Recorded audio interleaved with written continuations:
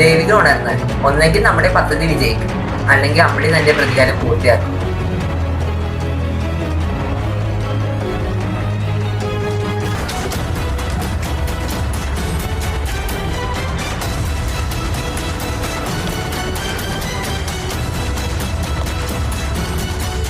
എല്ലാവരെയും ഞാൻ കൊല്ലും, എന്നിട്ട് ഞാനും ഇല്ലാതെയാവും.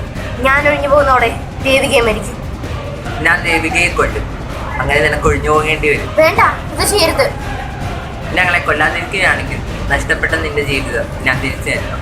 മാളുവിന്റെ ശരീരത്തിലൂടെ നിനക്കൊരു പുനർജന്മം നടന്നു. പക്ഷെ അതിനു മുമ്പ് നിന്റെ കഥ ഞങ്ങൾക്കറിയണം. ഞാൻ പറയാം എൻ്റെ കഥ. ഞാൻ എങ്ങനെ മരിച്ചതെന്ന് ഞാൻ പറയാം.